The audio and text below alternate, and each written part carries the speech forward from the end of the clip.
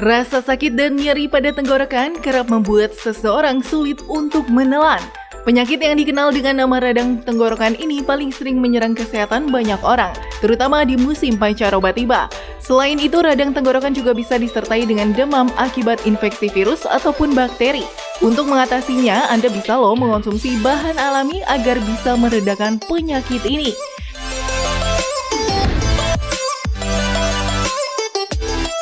Beragam jenis bahan alami seperti madu, teh chamomile, hingga bawang putih yang bisa menjadi pilihan Anda untuk mengatasi penyakit radang tenggorokan. Bahan-bahan inilah terdapat kandungan antibakteri di bawang putih, begitupun dengan bahan lainnya. Lantas, adakah bahan lain yang bisa kita gunakan dan bagaimana cara pengolahannya?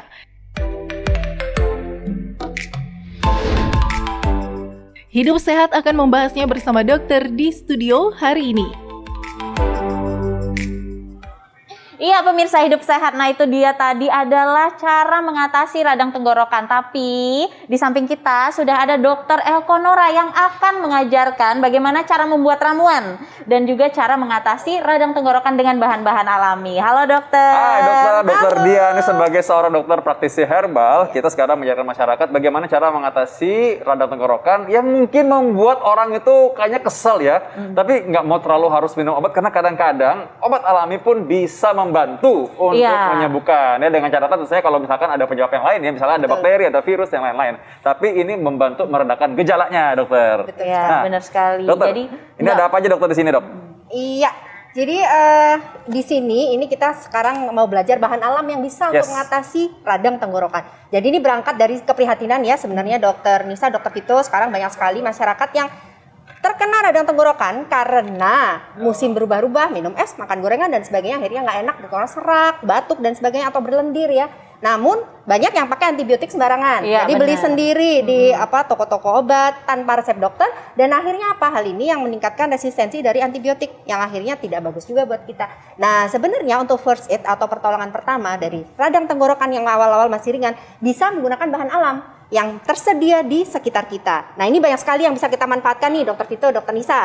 Salah satunya adalah yang pertama adalah cengkeh atau bunga cengkeh ya. Ya, ini dok, tapi tunggu dok, ini berkaitan dengan cengkeh ya dok ya. Nah fakta mitosnya, cengkeh katanya dapat mengatasi sakit tenggorokan. Fakta atau mitos? Fakta. Iya, karena cengkeh ini sendiri ya, kita tahu ini adalah bunga cengkeh ya, kita kenal ya sudah ya, kalau yang suka masak nih biasanya yang pakai santan-santan dikasih cengkeh biar wangi gitu ya.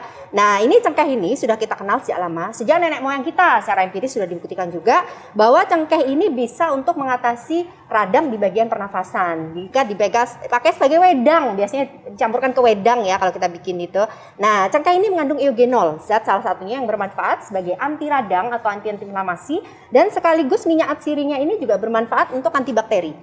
Ya, kita kalau ada namanya clove oil atau minyak cengkeh, biasanya digunakan pada kasus-kasus daerah mulut, pada infeksi gusi atau nyeri gigi, sakit gigi itu bisa dipakai. Dan ini untuk nyeri tenggorokan ini juga bisa untuk membantu juga. Oke dokter, saya nggak sabar harus segera mulai masak ini ya. Tapi ada dulu nih, fakta mitos yang berikutnya ini adalah mengenai seduhan bunga lawang. Ini katanya efektif untuk bisa mengatasi radang tenggorokan. Fakta atau mitos? Fakta.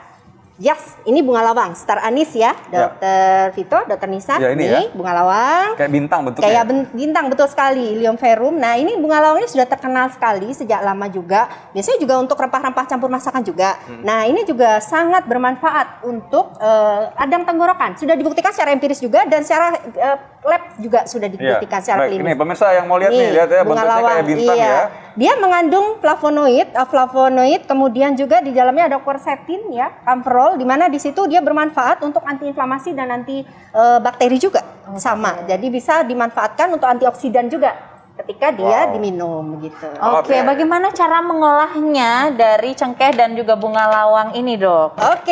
Untuk bahan-bahannya ini yang sudah tersedia sebenarnya sangat mudah sekali. Yang pertama kita gunakan metode seduhan. Jadi kalau biasanya direbus-rebus, kita seduh aja ini ya. Kita ambil yang pertama cengkeh ya. Cengkehnya kita ambil 5 saja.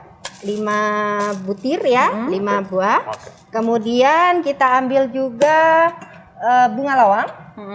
Kemudian 2 saja bunga lawangnya. Ya. Kemudian 1 lagi kapulaga. Oh, ini. Kapulaga. Iya, kapol atau kapulaga. Kardamom ya, ini kapulaga ini juga sangat bermanfaat untuk mengatasi masalah di daerah pernafasan juga. Kalau diminum anget, dia campurkan ke sup ini, Dokter Vito. Oh iya. Dokter Nisa, iya. Kayaknya kalau lagi makan masakan Timur Tengah sering ada nih semua Iya, nih. betul sekali. 5 saja untuk Iya, 5. Jadi iya. 5 kapulaga, 2 tadi bunga lawang, kemudian 5 cengkeh. Cengkeh ya, ini Iya. udah jadi nih. Oke, Oke, sekarang kemudian campur kita apa lagi? tambahkan dengan air panas. Air panas Iya. aja. Jadi ini tidak perlu mendidih. Ini air mendidih Oh, yang ini air baru mendidih, matang, ya. Kemudian kita diamkan.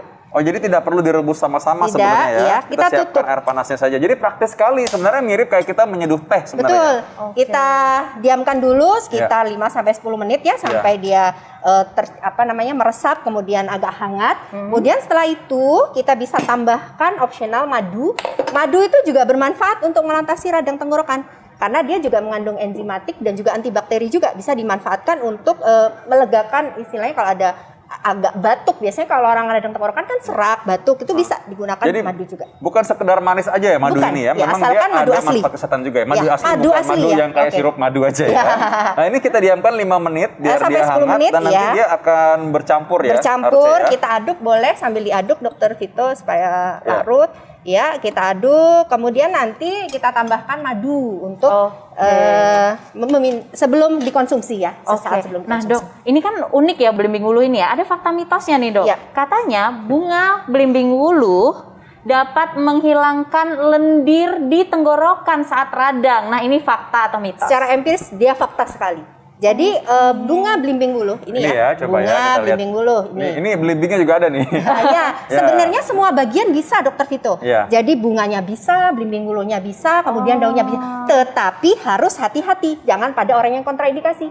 Orang yang mempunyai gangguan fungsi ginjal jangan memakai. Karena kalsium oksalatnya tinggi, dikhawatirkan dia tidak di metabolisme dan tidak difiltrasi secara sempurna, jadi neurotoksin berbahaya sekali. Jadi nanti orang yang punya gangguan fungsi ginjal jangan ya.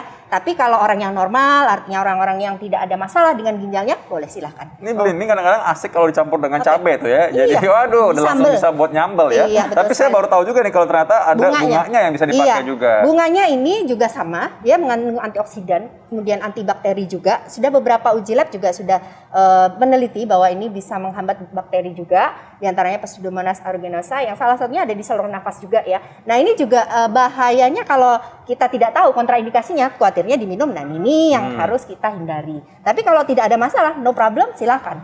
Jadi ini bisa dipadukan dengan adas manis. Oh, ini juga. Iya, adas Oh. juga sangat bermanfaat untuk saluran nafas. Dia memberikan rasa hangat juga di saluran nafas, kemudian juga sebagai antioksidan juga. Jadi bisa dimanfaatkan. Caranya mudah sekali. Bagaimana, Jadi, dok, caranya? Iya, semuanya diseduh. Kalau tadi yang pertama diseduh juga, yang kedua ini adas. Kita ambil bunga belimbing wuluhnya 1 genggam. Ya. 1 genggam. Iya, genggam 1 ya, genggam. genggam, oke. Kemudian dicampurkan dengan adas manis. Campur ke sini boleh? Tidak, nanti dilumatkan dok, diulek atau ditumbuk. Oh, tumbuk dulu. Iya. Beda. Kemudian nanti jadinya seperti ini. Setelah ditumbuk halus, jadinya seperti ini. Kita masukkan di gelas. Oh ya, berarti dokter ini sebenarnya bunga belimbing wuluh ini yang ditumbuk jadi begini ya? Iya, ditumbuk bersama dengan sedikit adas manis sekitar sejimpit. Adas manis, sejimpit Iya, adas iya, manis. adas manis. Oke, ingat ya pemirsa tadi ya. Jadi berarti 1 genggam bunga ini, bunga belimbing Belimbing wuluh, wuluh. lalu ditumbuk jadinya begini. Iya. Campur dengan Adas ini adas manis, manis. Adas iya. manisnya sejumput ya. Sejumput aja sedikit aja, ya, Sejumput. untuk memberikan Saya bantu sensasi segar. pemirsa ya, saya juga belum Sudah pernah nih, jadi ditumbuk ini. bareng ini tadi dok. Oh gitu, Oh, jadi iya. masuk dalam sini tadi Iya, ya. oke. Sejumput tuh segini aja nih.